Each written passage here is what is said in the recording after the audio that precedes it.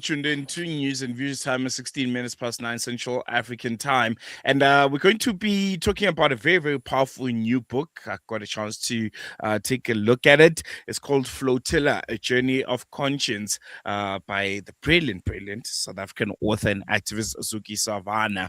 And from my little interaction with it, it's a really, really wonderful book. You know, it isn't your typical literary kind of diary, you know, if I can put it that way. It is a very wonderful written first-hand account of sailing with the Global Summit Flotilla, told through the lens of Zukiswa. If you don't know what the Global Summit Flotilla is, essentially a civilian fleet of activists and volunteers from plus minus 40 countries that set sail to Gaza as often as they can, and the most recent one being in 2025, to essentially break the Israeli blockade of Gaza and to deliver much needed humanitarian aid to the men, women, and children of Palestine. And all of that comes at a very, very great personal risk for those that are involved. And we'll be joined by Zukiswa, who was diarizing her journey,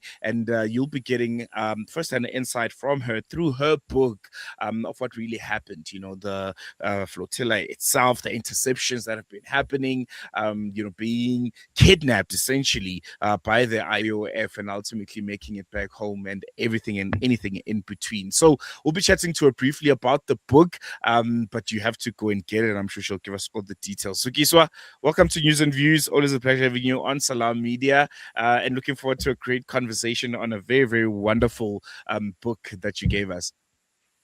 Thank you so much for having me, Slalo. Always a pleasure as well talking to you Mm. and seeing you virtually. And yeah, most definitely, most definitely. And I think we'll jump right into it. Your book, Flotilla: A Journey of Conscience. Begin with why you decided, you know, to join the Global Summit Flotilla. Just briefly, because we spoke about it at length before you left. And what was the core motivation to almost diarize? You know, I know you're an author. You always want to write. You always want to document your life experiences, but why was this one so important, and what made it different from everything else that you've written? Well, there are a few things. Firstly, the reason I decided that I was going to embark on this particular journey is I think uh, me, like a whole lot of people like yourself and everybody else, I was kind of feeling powerless seeing a live genocide playing out. And yeah, there had been there'd been the contents, there'd been, um, the handler, there'd been the Madeline. But these boats had gone and there were like, I think maybe at most they would have like two or three in the fleet. What made me a bit convinced with the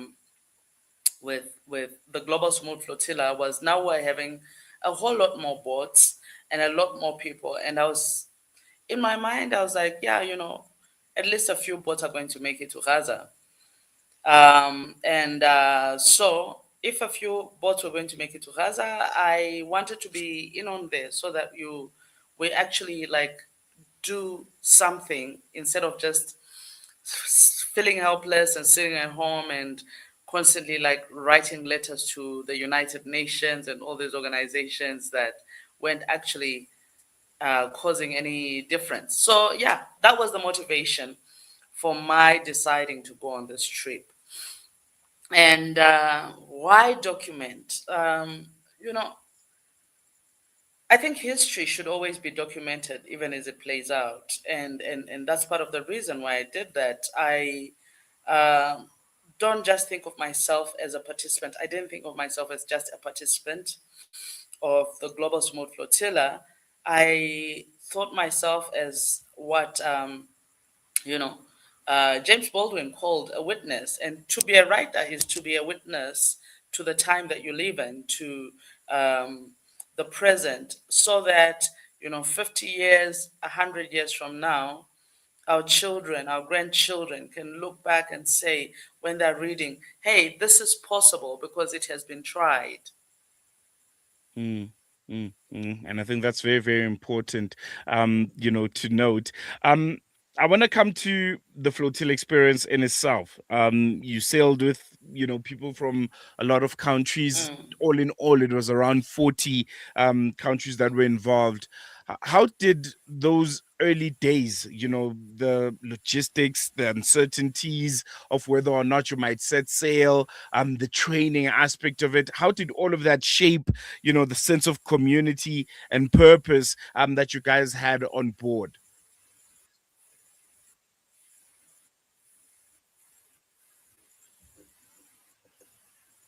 Zukiswa, are you there? All right. We seem to have lost Zukiswa there for a moment. We're going to try and get her on a different line, maybe telephonically, because it's a very, very important and wonderful conversation to have to get those insights from the Global Summer Flotilla, wonderful written by Zukiswa Wanner. So we'll try and get her over the phone, and we'll continue with the conversation right after this.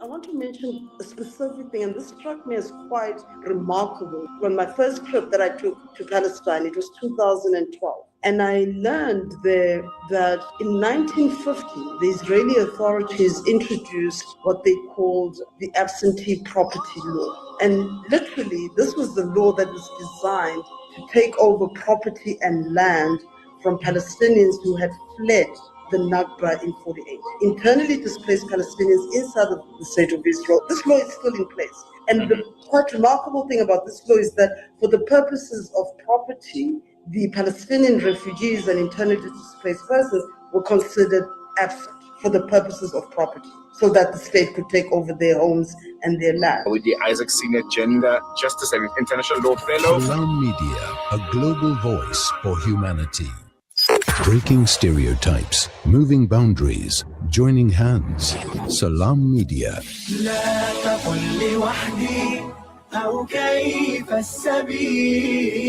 Humanity sets the agenda.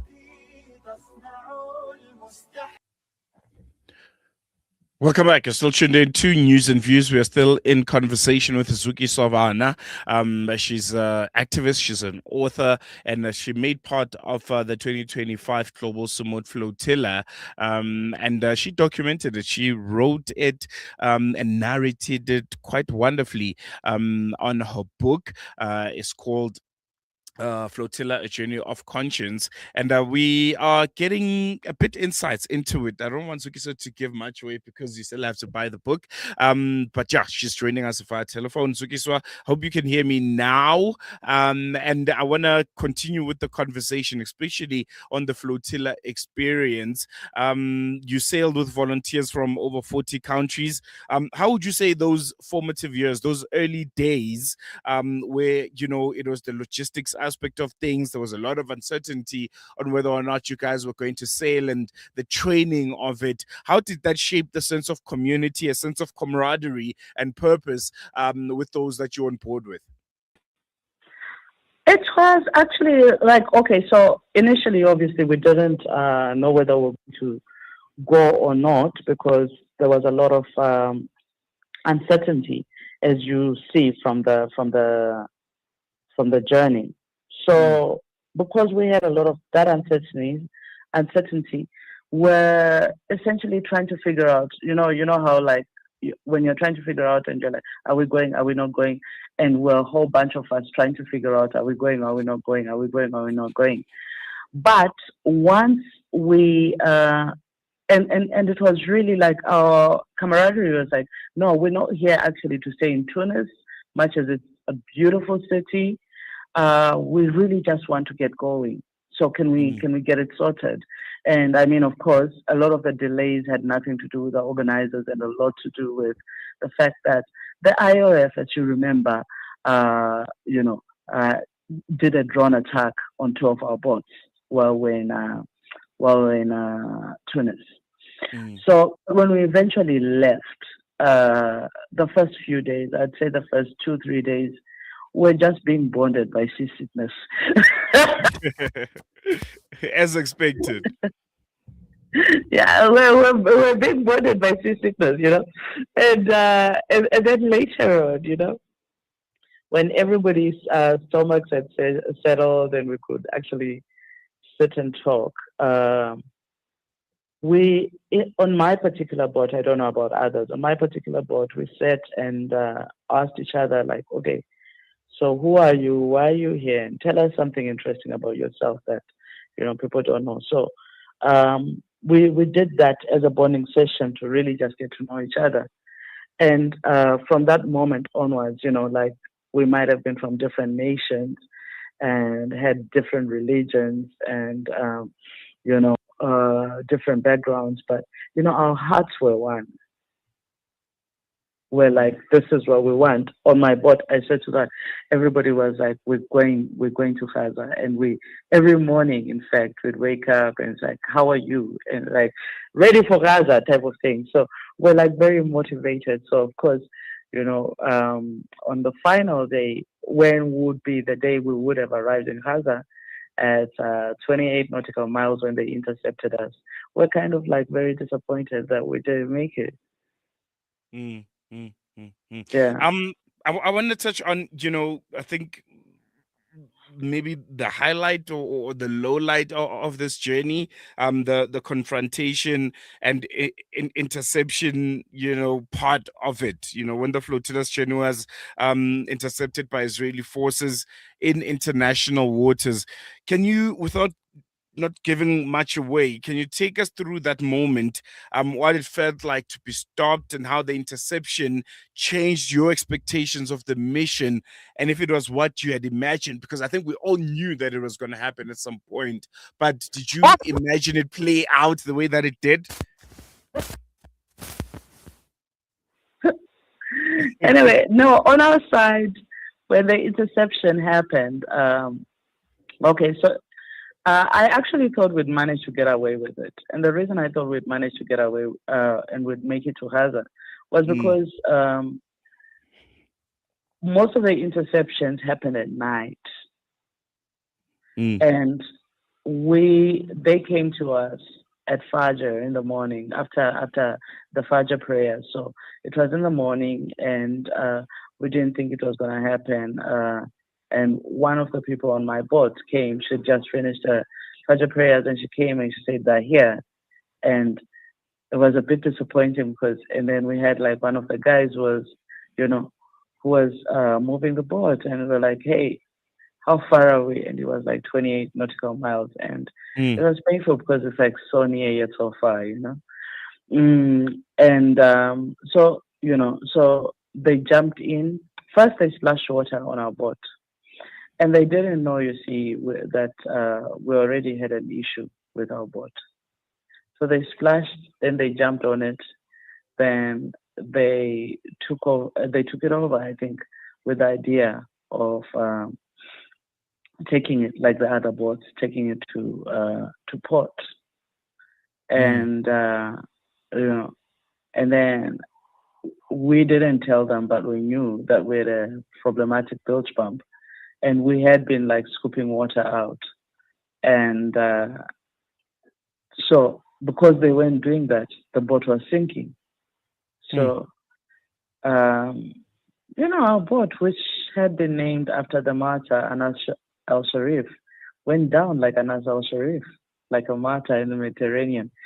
And, poetic justice. And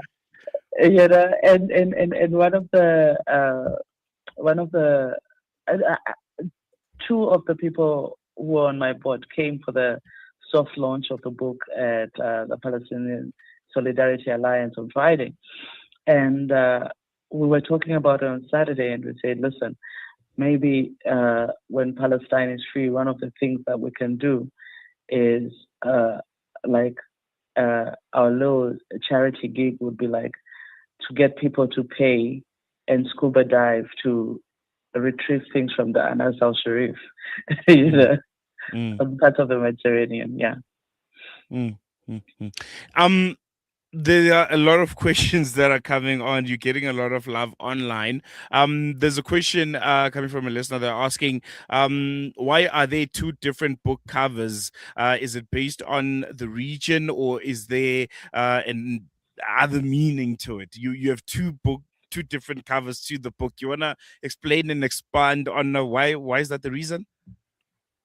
So yeah, it is actually that, so one is for Southern Africa, which is the one you're going to find. It's the single board with the flags, and the Hmm. flags, of course, represent. You've got the Palestinian flag on top. You've got the South African flag, because this was a boat that was purchased by South Africans for the flotilla.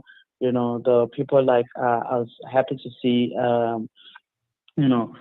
Some of the funders yesterday, Reza Dada, I saw him yesterday, and I think Dr. Ishmael Mita was also involved in that. Then the third flag is the Turkish flag, because Mm, quite a lot of our crew were from Turkey. And then the fourth flag is Tunisian, because we sailed out to Tunis.